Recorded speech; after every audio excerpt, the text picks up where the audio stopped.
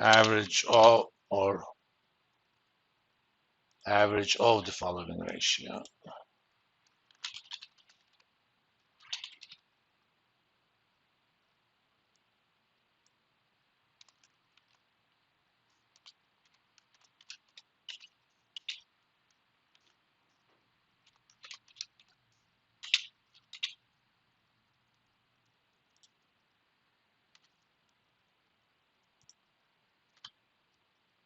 If I divide for any portfolio in it, I'm gonna interchangeably call that number either risk premium or excess return, return in excess of risk-free rate.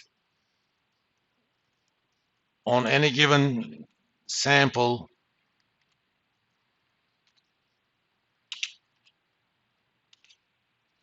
should be equal to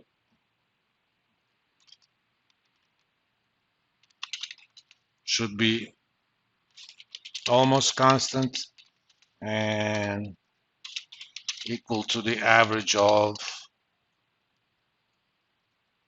uh, market risk premium or excess market return. Those are the implications of CAPM. So if I were to take, remember, CAPM is a theory.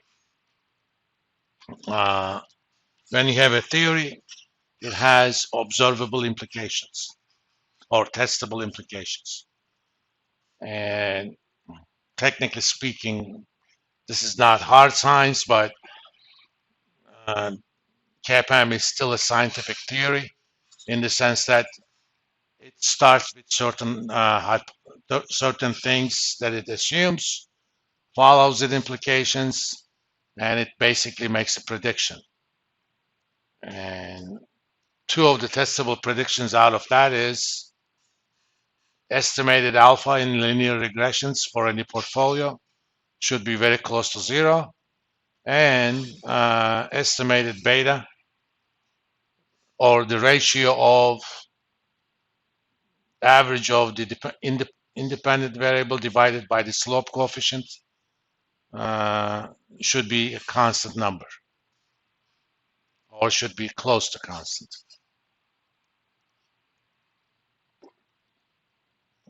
Let me make sure that I am actually talking about trainer ratio. I keep forgetting. Yeah. There is another similar ratio called the Sharpe ratio. Uh, instead of beta, it actually has standard deviation of the excess returns. And beta is a measure of systematic risk. Sharpe ratio calculates the same ratio with total risk, not systematic risk.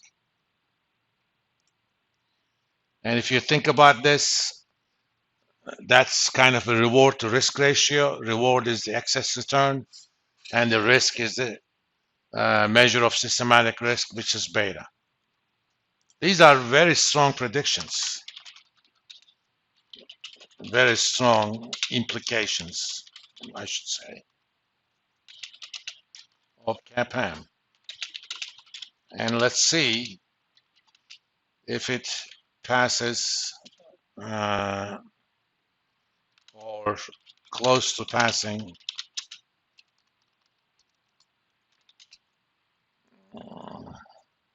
those tests. Oh, another thing about CAPM, it's kind of a timeless model. It doesn't say anything about what's the horizon of the return. Is it a day? Is it a week or 10 years? But at least we should be able to test it we should be able to test it using historical data. It basically says once you account for beta, you should not be able to make any more extra money on any portfolio. And if you graphed beta of the portfolio instead of beta of If you have a bunch of portfolios, if you graph their beta, uh, again, their trainer ratio against beta, it should be a flat line. Okay, regardless of your beta, you should get exactly the same trainer ratio. Now, I kind of introduced you to a database last week, Cam French's database, where they kind of maintain a lot of different, form a lot of different portfolios and follow their returns over time. Let's start with portfolios that are based on size.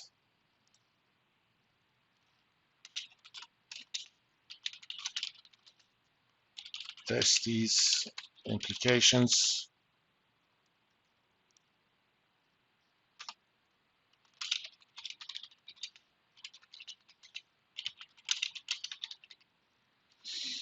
Before that, let's do kind of a sidetrack. We do have an Excel function, Excel add-in to do regressions, but if you're going to do simple regression, which means we have only one independent variable, we can calculate things rather easily.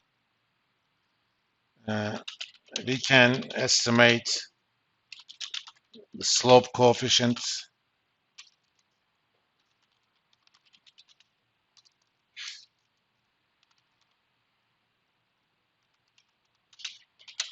of a regression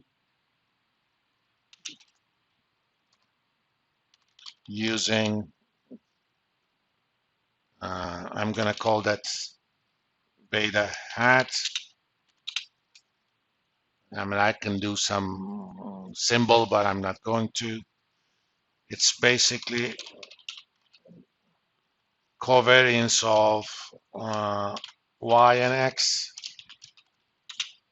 divided by variance of x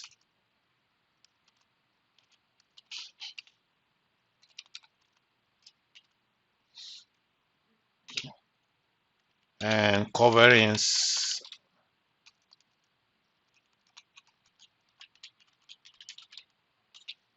is equal to correlation of y and x divided by square root of variance of x times variance of y.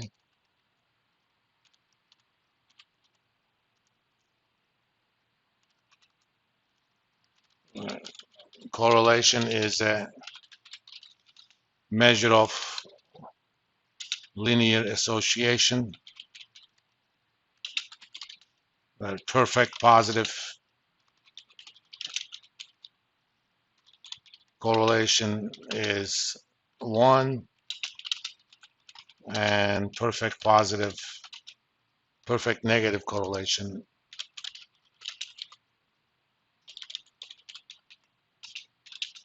is -1.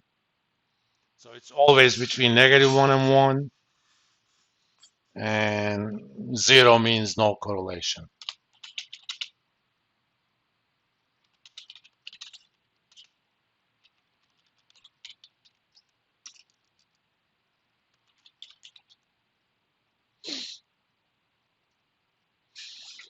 If you had two variables that are perfectly correlated, perfectly positively correlated, and if you did a scatter graph, all the points would line up over a straight line.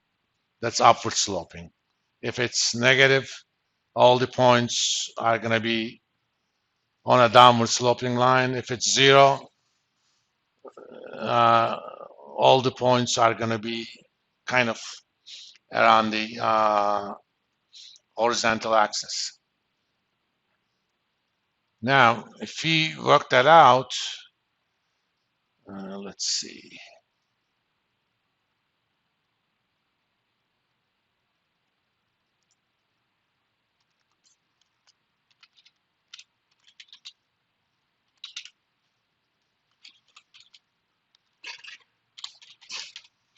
correlation of y and x uh,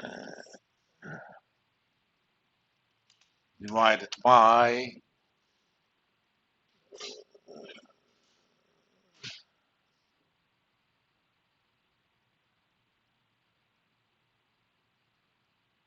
let's see,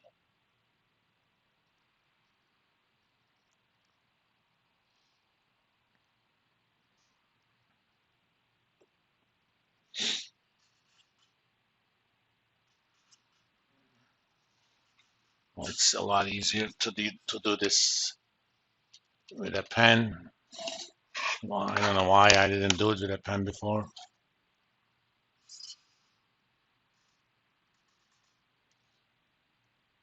Come on.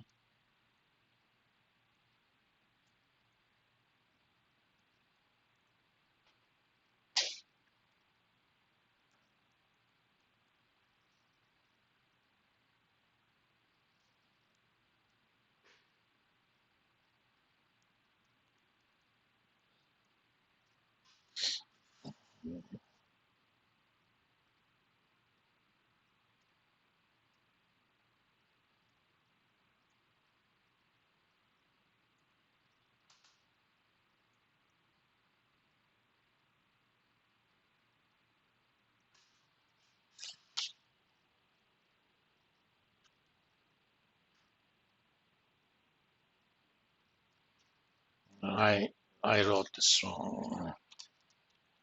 It's gonna be times.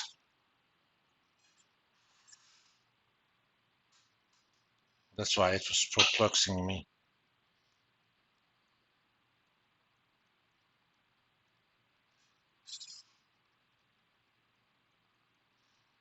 Where sigma square means variance. So if you calculate this, that's correlation of, let me go to the next line.